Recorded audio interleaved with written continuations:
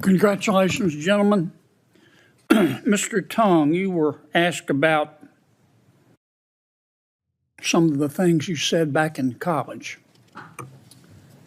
And one of the things that you were asked about was a statement you made in 2004. I believe that women are simply better than men at some things. Did you say that? I did say that, Your Honor, Senator. You said that you believe that women are better at some things, right? That's right, Senator. You didn't say women are worse at some things, did you? I did not say that, Senator. Just want to be sure I understand. How is that denigrating women? It was not denigrating women, and I did not intend it to be so, Senator. Yeah. I mean, you said they're better at some things. If you said they were worse at some things, you would be denigrating women, wouldn't you? I would, Senator. I don't know if I asked you this, but you didn't say they could do things worse. You said better, right? Just want to be sure I understand. That's right, Senator. Does government have free speech rights? Government does have free speech rights. How so? The First Amendment doesn't mention government, except to the extent that government, it is there to protect, for government, for us to have protection against government restricting our speech. How can government have free speech? Senator, you are right to the extent that the First Amendment refers to Congress. Congress shall not make any law abridging the freedom of speech or of the press. But there is a government speech doctrine that allows the government to convey a political message it wishes to, and the government is not committed to a policy of neutrality at all times. Have you ever been to Boston? I have been to Boston. Okay. You seen the Boston City Hall? I believe I have, Senator. There's a plaza in front, and there's some flagpoles.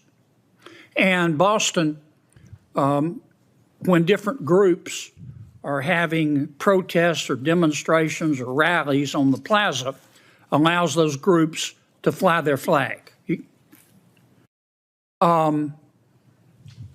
Someone wanted to fly a Christian flag, and the city of Boston said no. And the Supreme Court and the city of Boston said, that's our choice. That's government speech. We don't want to fly a Christian flag. So how come the Supreme Court said that they had to fly the Christian flag if government has free speech? Senator, if the government opens up its plaza to all comers, so to speak, then it's restricted under the public forum doctrine in terms of what viewpoints it would decide to favor or not. That's not necessarily so, is it, Counselor? I mean, let's suppose Texas, this actually happened. Someone in Texas lets people buy specialty license plates. You know, I love little warm puppies and stuff like that. You can buy a specialty license plate. And somebody wanted to have a specialty license plate that pictured the Confederate flag. And Texas said no.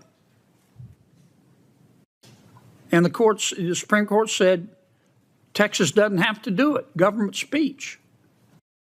So isn't that inconsistent with what you just said?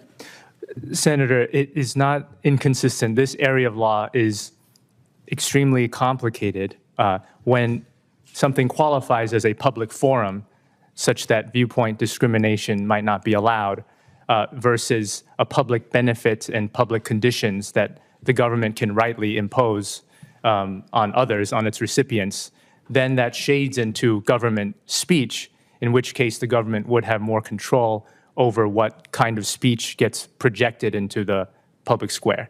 But there is potential for tension there between the two doctrines that you raised, Senator. The chairman's going to gavel me to shut up in a second. I just want to be sure I understand.